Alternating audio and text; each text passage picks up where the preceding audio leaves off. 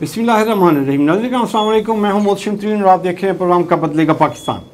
नाज़रीन, हम इस वक्त जो मुल्क में सैलाब की सूरत हाल है वो बड़ी तशवीशनाक है और बहुत सारे इलाके इस वक्त ज़ेर आब आ चुके हुए हैं, जिसमें आपकी एग्री लैंड भी है, जिसमें आपके जो बैराजेज़ हैं वो भी बड़े ख़तरनाक सतह तक पहुंच चुके हुए हैं कि जी आपके बंद भी तोड़े जा रहे हैं और इंडिया का पानी भी इसमें शामिल हो रहा है। हमारे यहाँ भी बारिशें हो रही हैं, तो इसमें हम क्या हिफाजती तदाबीर कर रहे हैं इस वक्त?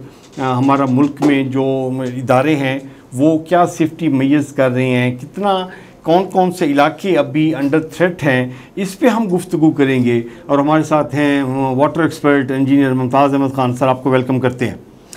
सर जी, आप पहले तो अपडेट करेंगे कि जी इस वक्त जो मुल्क की सैलाब की जो सूरत हाल है, आप कहते हैं कि जी इस वक्त जो खबरें भी चल रही हैं कि जी बड़ा शिद्दत का है, सैलाब का ख़तरा है, तो वो किस किस एरियाज़ में अभी वो ख़तरा है? और यहाँ पे अगर हम जनूबी पंजाब और आगे जाके हम किसी को देखें तो यहाँ वो ख़तरा कब आएगा और वो कितनी शिद्दत का होगा? जी, बिस्मिल्लाहिर्रहमानिर्रहीम। मोहसिन खान साहब, आप मेरे भाई हैं, आपका बहुत शुक्रिया।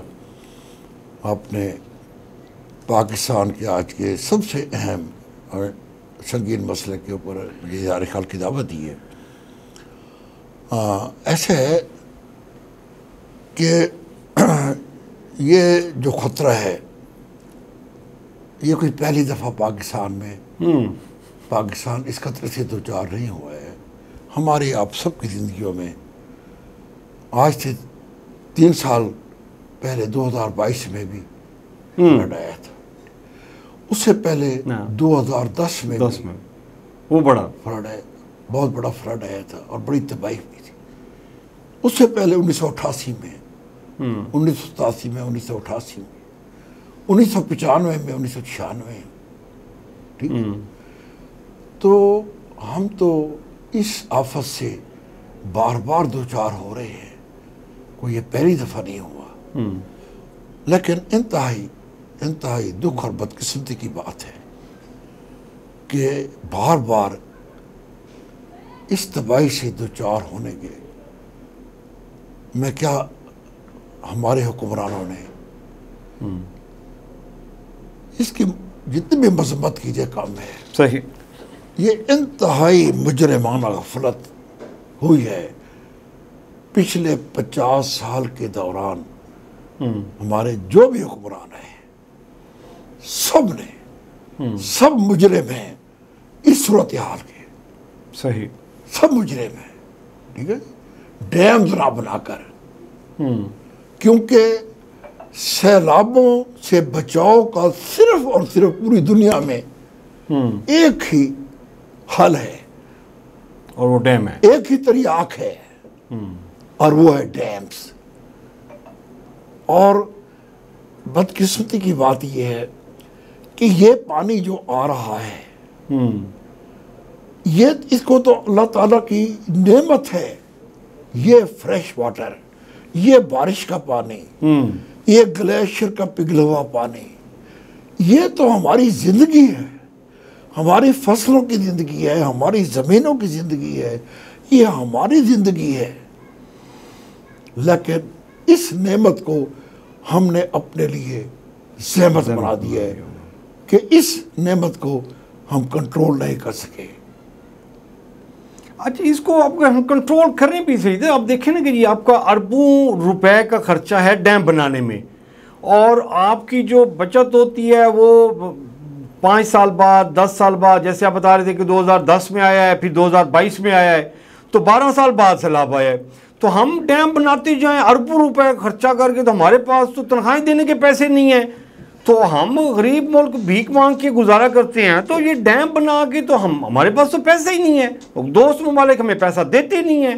मोहसिन भाई, सैलाब की सूरत में, तबाही की सूरत में हमें इमदाद मिल जाती है। मोहसिन भाई, आप यकीन करें कि 2010 में जो फ्लड आया था ना, ठीक है, उसका पता है जो नुकसान हुआ था, उसका नुकसान तकरीबन 3.5 खरब रुपए का नुकसान हुआ था। आई समझ? जबकि कालाबाग डैम 2 खरब रुपए में बन सकता है। जिस अमाउंट में, जिस उसमें हम डैम बना सकते हैं, उससे ज्यादा तो नुकसान, हर सैलाब में से ज्यादा नुकसान हो रहा है। देखे ना, 2010 में 3-4 खरब रुपए का हमारी नुकसान हुआ, फसलों का, सड़कों का, बिल्डिंग्स का, गाड़ियों का, सबका, इंसानों का, 2000 से ज्यादा जानवरों का, हाँ जी, जानवरों का, मकानों का। ठीक है जी। उस नुकसान से तो 2 कालाबाग डैम बन सकते थे। वो जो नुकसान हुआ है, वो हम वो पैसा कहाँ से आता है उस नुकसान को पूरा करने के लिए? सो वो तो आप देखें ना, वो तो आप इमदाद ले लेते हैं ना, हम आटा लेते हैं, हम कंबल लेते हैं, हम दवाइयाँ ले लेते हैं, हम तुर्की वाला हार दे देते हैं, वो खातून अवल हार दे जाती है, तो वो जो हम अपनी बेगम के हवाले करेंगे। तो अगर हम कालाबाग डैम बना देंगे, फिर हमें हार कौन दे जाएगा जी? न दवाइयाँ कोई देगा हमें। मोहसिन भाई, हकीकत ये है, खुदा की कसम, मैं एक इंजीनियर होने के हैसियत से, एक पाकिस्तानी, और क्योंकि मेरा शोबा है ये मेरा सब्जेक्ट है, मैंने सारी ज़िंदगी इसी पर काम किया है, मैं खुदा की कसम, इतना दुख होता है। वो कहते हैं ना, शिद्दत तलखी हालात बढ़ा देती है, आ गई दर्द के शोले को हवा देती है। कि जब आपको अगर आग ही ना हो ना, फिर मजे हैं। वो कहते हैं ना कि इग्नोरेंस इज ब्लेसिंग समटाइम, कि इग्नोरेंस, आपको नहीं है पता, चीजों का पता नहीं है, तो वो भी एक ब्लेसिंग है। लेकिन जिस शख्स को पता हो, जिस शख्स को आगाही हो, जिसको इदराक हो इस चीज का कि ये जो नुकसान और ये जो तबाही जो हो रही है, ये हमारे अपनी बदआमारियों, हमारी अपनी नाअहलियों, हमारी अपनी मुजरिमाना गफलत से हमारे हुक्मरानों की, तो कितना दुख होगा। सही, कितना दुख होगा। सही है। अच्छा, अभी ये बताएं कि ये जो हम बेसिकली, तो ये जो इस वक्त जो हमारा जो फ्लड का जो थ्रेट है, जो ख़तरा है सबसे ज़्यादा, वो रावी, सतलुज और ब्यास, चनाब, ये 4 दरियाओं में ज़्यादा पानी है, ज़्यादा ख़तरा है। जी, इस वक्त जो है ज़्यादा जो फ्लड कैपेसिटी से ज़्यादा वेरी हाई फ्लड सिचुएशन में जो हमारे दरिया है, वो सतलुज है, रावी है और चनाब है। ठीक है। ये 3 दरिया, इनमें से ये 2 इन्हें मशरकी दरिया कहते हैं, सतलुज और रावी को। ठीक है ना। और एक मगरबी दरिया चनाब है। ठीक है। अच्छा, वो दरिया तो बिल्कुल डेड हुए पड़े थे ना जी, एक तरह से 15, 20, 25 साल से 30 साल से वहां तो पानी का फ्लो बिल्कुल नहीं था। तो अब वहां पे फ्लड आ गया, तो वो ज्यादा डैमेज कर रहा है जी। इसलिए हाँ, ज्यादा डैमेज इस वजह से कर रहा है कि चूंकि वो दरिया, मतलब देखिए जी, बारिशें जो हैं ये तो कभी आप प्रिडिक्ट नहीं कर सकते कि इस साल ज्यादा कितनी बारिश होगी, अगले साल कितनी होगी, अगले साल। ये तो मौसम की तब्दीली, ये तो लाखों करोड़ों जब से ये ज़मीन बनी है, ये मौसम की तब्दीली के मुताबिक बारिशें होती हैं, मानसून होती हैं। ठीक है जी। आप किसी वक्त भी बारिश आ सकती है। अब यानी पिछले कई सालों से 2010 से लेकर अब तक, ठीक है जी, ऐसी बारिशें, ऐसे क्लाउड बर्स्ट नहीं हुए। अच्छा, ये अभी जो आपने क्लाउड बर्स्ट का नाम दिया है कि ये इन्वायरमेंटल चेंज का पार्ट है। एग्जैक्टली। पहले कभी नहीं सुना, पहले कभी भाई हमने कभी नहीं सुना था। ये जो क्लाइमेटिक जो चेंजेस आ रही है, ये उसका ये सिर्फ हमारे यहाँ ही फट रहा है, क्लाउड बर्स्ट हो रहा है। दुनिया के किसी और मुल्क में भी क्लाउड बर्स्ट हो रहा है। मैं बताऊं, वो इस वास्ते ये हो रहा है कि हमारे जो है ना, हमारा अल्लाह ताला ने हमारी सबसे ज्यादा पहाड़ इस आपके एशिया में है। ओके। ग्लेशियर सबसे ज्यादा दुनिया में ना इधर है, इस खित्ते में है, इस खित्ते में है। ठीक है, ठीक है ना। सिर्फ पाकिस्तान के अंदर 7,000 से ज्यादा ग्लेशियर है। ओके। ऐसे छोटे बड़े और बड़े बड़े ग्लेशियर, सयाचिन जैसा ग्लेशियर ये पाकिस्तान के अंदर है, ठीक है जी। ठीक है। तो ये ग्लोबल जो वार्मिंग है, ग्लोबल जो चेंज है, ठीक है जी, उसकी वजह से ये जो क्लाउड बस्ट है, क्योंकि ये क्लाउड बस्ट भी जो होता है ना जी, वो भी उसमें ये हमारे ग्लेशियर का और हमारे जो सिलसिला है पहाड़ों का, उसका बड़ा हिस्सा है।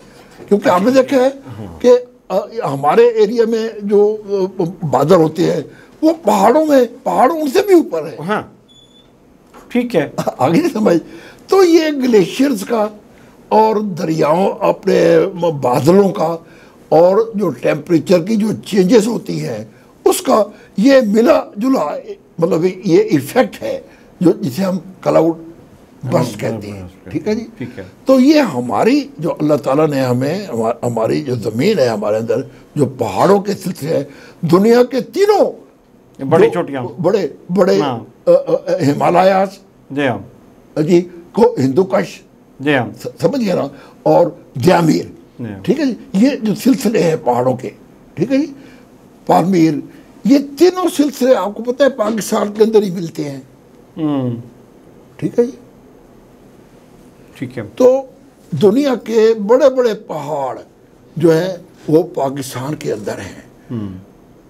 14-15 जितने भी हैं, 6-7-8 हज़ार मीटर से बुलंद जो पहाड़ है वो पाकिस्तान के अंदर है। यानी ये अल्लाह ताला ने तो हमें यानी इतना सिग्निफिकेंट हमें मुल्क दिया है, ठीक है जी, कि पूरी आपने देखा नहीं पूरी दुनिया से जो है ये पहाड़ों पर करने वाले जो है माउंटेनियर्स वो पाकिस्तान में आती हैं। पाकिस्तान में आते हैं। K2 हो गया, माउंट एवरेस्ट हो गया, इसमें तो जाके वो हाँ ऑक्सीजन लेके तो आगे ट्रेवल करते हैं, वो जाते हैं। हाँ। अच्छा, ये अभी ये बताएं कि ये आपने बताया रावी और सतलुज में और चनाब में जो है ये इसमें जो इस वक्त आप कह रहे हैं कि ये हाई फ्लड की हो रही है, अनाउंसमेंट हो रही है, खबरें चल रही हैं, इसमें हमारे मुल्क की बारिशों का कितना पानी है और इंडिया का कितना पानी है? जी हमारे पोर्शन कितना हमारे मैं इसमें हमारी जो बारिश हुई है वो तो मैक्सिमम 10 या 15% है। ओके। मोर देन 80% ये पानी आ रहा है। देखिए मैं अर्ज करता हूँ होता ये है कि हर दरिया का एक कैचमेंट एरिया होता है। ओके। कैचमेंट एरिया का मतलब ये है वो एरिया जिसकी बारिशें उस दरिया में आती हैं। अच्छा। कैचमेंट एरिया का मतलब ये है कि जिस एरिया की बारिश जो है वो नदी नालों के जरिए उस दरिया में आती है, उसको उस दरिया का कैचमेंट एरिया कहते हैं। ओके, ये किलोमीटर में होता है? जी जी, किलोमीटर में, मुरब्बा किलोमीटर, ठीक है जी। अब हमारे जो दरियाओं का जो कैचमेंट एरिया है ये ज्यादातर इंडिया में पड़ता है। ओके, ठीक है जी। जितने भी दरिया है, सतलुज हो गया, ये उनका जो कैचमेंट एरिया है पाकिस्तान में थोड़ा है, इंडिया में ज्यादा है। कोई कैचमेंट एरिया हमारा चाइना में भी पड़ता है, मतलब दरिया सिंध है, ठीक है। दरिया सिंध का जो कैचमेंट एरिया है वो कुछ चाइना में भी पड़ता है। चाइना के अंदर कुछ बारिशें ऐसी हैं जो दरिया सिंध में आती हैं, ठीक है जी। ऐसे ही सतलुज में भी शायद चाइना का कुछ एरिया और कैचमेंट, लेकिन ज़्यादा कैचमेंट एरिया इंडिया में, हमारे दरियाओं का ज़्यादा कैचमेंट एरिया इंडिया में। तो नेचुरली जब इंडिया में बारिशें होंगी, ठीक है जी, तो पानी इंडिया से ही आएगा ना हमारे। तो ये जो है ना ये हम नहीं कह सकते हैं कि हाँ हुआ ये है। जो हमारी जो ज्यादती हुई है वो ये है कि जब हमने ये 3 मशरकी दरिया तोहफे में दिए थे, इंडिया के हवाले किए और मुकम्मल तौर पर तोहफे में दे दिए, उसके में दे दिए, तो अब होना तो ये चाहिए था कि अब ये दरिया आपके हवाले है, आप इनमें से हमें एक कतरा पानी भी देने के लिए तैयार नहीं है। ठीक है जी। तो इन दरियाओं में जो भी फ्लड जब भी आएगा, हाँ आप ही भुगतेंगे। वो नहीं भुगत सकते, ये भी मुमकिन नहीं है। क्योंकि इंडिया में भी इतनी जगह तो नहीं है कि वो जहाँ वो डैम बनाकर इस सारे पानी को नहीं। ये होना चाहिए था कि आप क्योंकि इसको पानी को नहीं संभाल सकेंगे जब भी, और जब भी वो पानी आकर हमारी तबाही करेगा तो वो जो तबाही है उसका आपको मुआवजा हमें डैमेजेस देने पड़ेंगे। ये होना चाहिए था, ये होना चाहिए था, शिक में होना चाहिए था। ये इंडस वाटर ट्रीटी में अयूब खान ने जो 1960 में इंडस वाटर ट्रीटी करके ये 3 दरिया इंडिया के हवाले मुकम्मल तौर कर दी कि हमारा इन दरियाओं पर कोई हक नहीं है, जब आपने ये कह दिया और इंडिया को दे दिया। अब इंडिया जब उन दरियाओं में जो पानी आता है, हालांकि कानून बैनुल अक़वामी कानून के तहत हमारा उन दरियाओं में हिस्सा था, ऑलमोस्ट 70-75% उन दरियाओं का जो पानी है, रावी, सतलज और ब्यास, इन 3 मशरकी दरियाओं में का जो पानी है उसमें हमारा हिस्सा था। वो इंटरनेशनल लॉ जो लास्ट टाइम आपने बताया उसके मुताबिक ये हिस्सा बनता था, लेकिन हमने उनको तोहफे में दे दिया कि ये आप ले लें। इंटरनेशनल लॉ, और ये दुनिया की तारीख में ये पहला मुआहदा कि जब किसी मुल्क ने अपने दरिया किसी दूसरे मुल्क के हवाले कर दिए हों, और वो मुल्क भी जो आपका अज़ली दुश्मन है। मैं जी अच्छा मैं अर्ज करता हूँ, एक मिनट में करता हूँ। अब जब आपने वो दरिया इंडिया के हवाले कर दिए, समझ गया ना, तो अब एक क्लास उसमें ये उन्होंने रखी, अयूब खान ने जो एक्सेप्ट की कि जी ये तो आपको पानी हम नहीं देंगे, बिल्कुल, लेकिन जब भी इन दरियाओं में तूफ़ान आई, जब भी फ्लड आए, तो हम वो फ्लड आपके रास्ते से गुजारेंगे। रास्ता तो खैर कुदरती जो दरिया का है, हाँ वो तो था ही, ठीक है ना, वो भी ठीक है, वो भी होना ये चाहिए था कि अयूब खान ये कहता, ठीक है, डैमेजेस के लिए बात कि जो भी डैमेजेस होंगे, क्योंकि इन दरियाओं से मुकम्मल फायदा आप उठा रहे हैं, इन दरियाओं के पानी से आप अपने खेत सैराब कर रहे हैं, फायदा सारा आप उठा रहे हैं। जब नुकसान की बारी आती है आप कहते हैं आधा नुकसान आप उठाएं। आधा क्यों, मुकम्मल उठाएं, आधा भी नहीं, मुकम्मल के ठीक है, हम पानी गुजारेंगे यहाँ से, क्योंकि कुदरती रास्ता तो वही है, हम पानी गुजारेंगे वहाँ से, लेकिन उसकी वजह से जो नुकसान होगा हमारा वो हमें मुआवजा अदा करेंगे। अब ये है कि नुकसान जो है अब होगा, खरबों का नुकसान होगा, अच्छा, अरबों का नहीं होगा। इतना सीवियर है ये फ्लड, बिल्कुल इतना सीवियर है, ओके, इतना 2010 से ज्यादा सीवियर सैलाब आ रहा है, मैं आपको बता रहा हूँ। ऐसे समय ये अल्लाह ताला रहम करे, अल्लाह ताला रहम करे हमारे ऊपर, समझिए ना, हम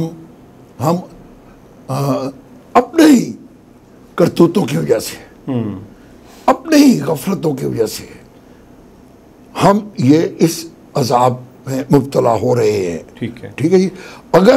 अगर हमने ये इंडस वाटर ट्रीटी में ये चीज़ रखी होती तो इंडिया ने, अलबत्ता एक इंडिया ने बदमाशी की है, बदमाशी ये की है कि उसने ये किया है कि होना तो ये चाहिए था कि जैसे जैसे बारिश हो रही थी तो इंडिया पानी छोड़ता रहता, थोड़ा छोड़ता रहता, जैसे जैसे आ रहा था, प्रेशर बेल्ट ना होता, ना। इंडिया ने ये बदमाशी की कि उसने पहले जो बारिशें आई, डैम भरे, वो डैम भर लिए अपने, ऐसे खतरा था कि डैम ना टूट जाए तो प्रेशर रिलीज करो जी। अब जब बारिशें और आ गई हैं तो उसने वो सारा यकदम पानी छोड़ दिया। अगर देखे ना, अगर 50,000 क्यूसेक होकर पानी गुजरता रहता तो गुजर जाता, और पूरा महीना गुजरता रहता तो वो कोई इतना वो इशू नहीं था। इंडिया ने यह किया कि वो 50,000 जो पहले गुजर सकता था उसको इकट्ठा कर लिया, फिर और 50,000 आ गया तो 1 लाख क्यूसेक मुकम्मल इकट्ठा छोड़ दिया, इकट्ठा करके हमारी तबाही। ये इंडिया ने ये बदमाशी की है और ये जानबूझकर किया उसने। जी, हमारे इधर जो बैठे हुए हैं उनको नहीं आइडिया, ये अभी तक किसी ने भी इस पे मीडिया में या किसी इंटरनेशनल प्लेटफॉर्म में इस इशू को हाईलाइट नहीं किया गया कि ये इंडिया ने ये बदमाशी की है हमारे साथ। मैं ये कह सकता हूँ, इजाज़त है आपके चैनल पर, कि हमारे इन हुक्मरानों में ये सलाहियत ही नहीं है, इनमें ये अहलियत ही नहीं है, ये इंडिया के सामने बात नहीं कर सकते। अच्छा, अभी ये बताएं कि इस वक्त अभी ये फ्लड है, ये अभी कहाँ पे ज़्यादा ख़तरा है, और आगे मुल्तान जो आएगा, ये तौसा पंजाब में जो आएगा? बिल्कुल बिल्कुल, चनाब में जो पानी आ रहा है, ठीक है जी, ये वैसे तो मुझे ज़रा शक है क्योंकि मैंने उसके ऊपर देखा है कि 9 लाख क्यूसेक पानी आ रहा है। वो मैं कंफर्म नहीं कर सका हूँ अपने तौर पर, लेकिन मीडिया के ऊपर, सोशल मीडिया के ऊपर ये सोशल मीडिया तो हम नहीं उसको ऑथेंटिक कह सकते। अगर 9 लाख क्यूसेक पानी आ रहा है तो अल्लाह ताला रहम करे। देखिए, आपको याद होगा 1995-96 में जो चनाब में सैलाब आया था, और डीसी साहब का घर के अंदर भी आपको याद है। मैं उस वक्त यहाँ एक्शन था मुजफ्फरगढ़ में, और 1995-96 के सैलाब को मैंने कंट्रोल किया था, मैंने काम किया था चनाब पर। मैं एक्शन था, इरिगेशन, ठीक। वो सैलाब 6 लाख क्यूसेक का था, 6 लाख क्यूसेक का वो सैलाब था। इधर इसका मतलब है कि हमारी यहाँ पे जो कैपेसिटी है वो 6 लाख नहीं बर्दाश्त कर सकते हम।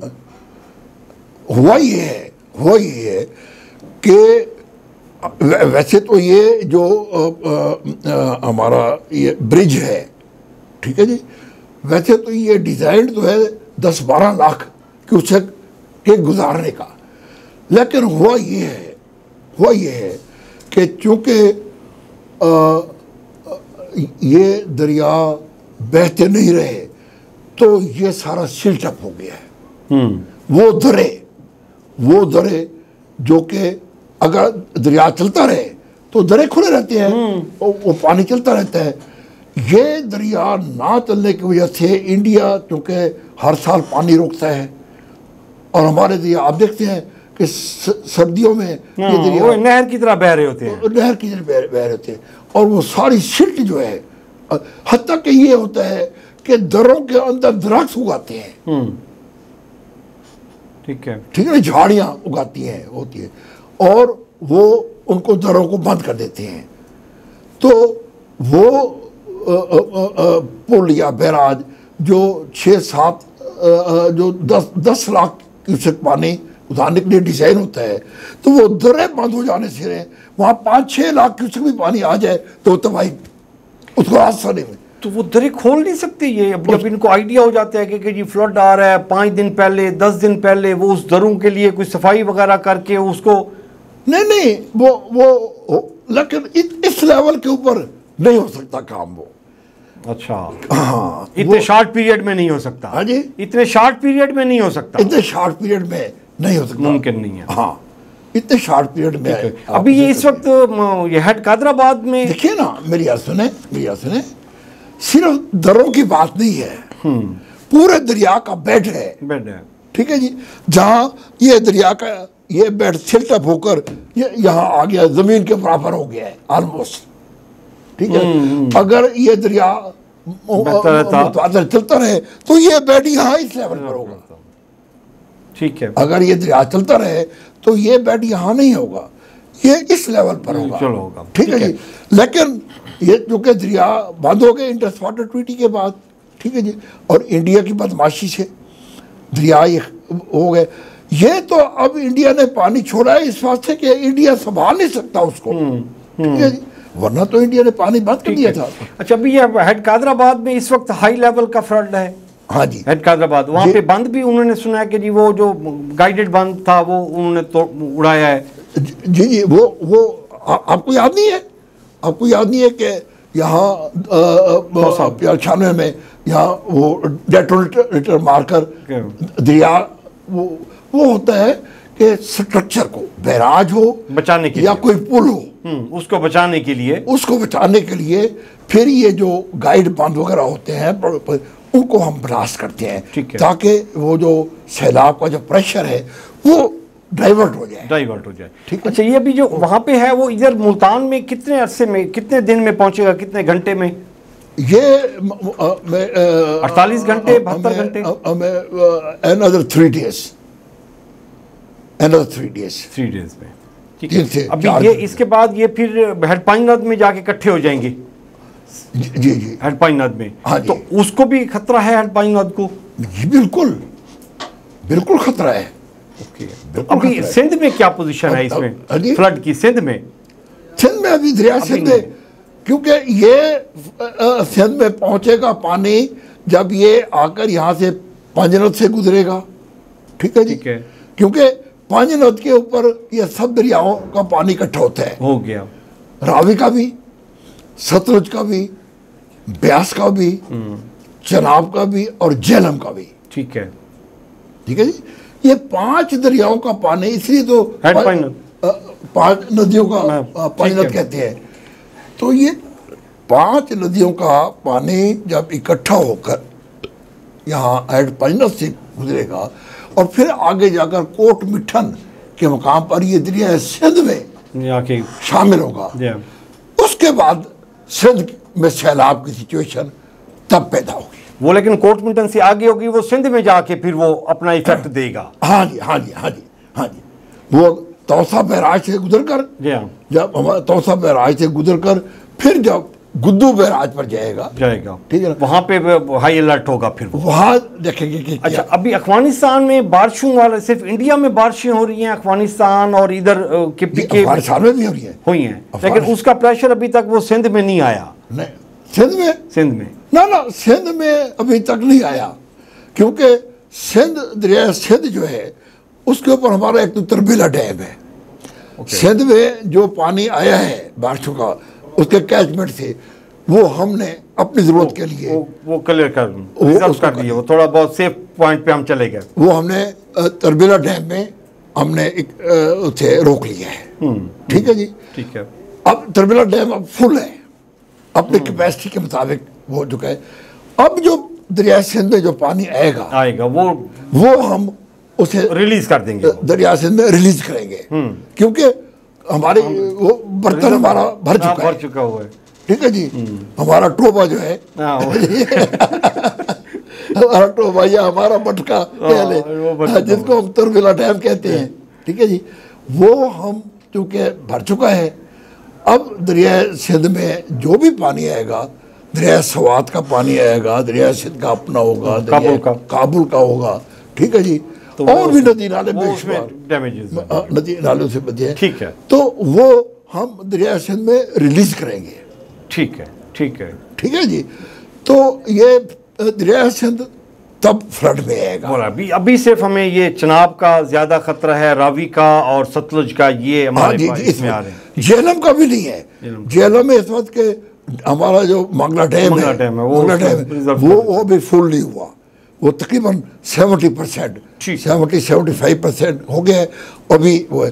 तो दरिया झेलम में जो बारिशें आ रही हैं, पानी आ रहा है, वो हम उसको मंगला में रोक रहे हैं। तो मंगला में अभी सैलाब की कंडीशन नहीं है। ठीक है।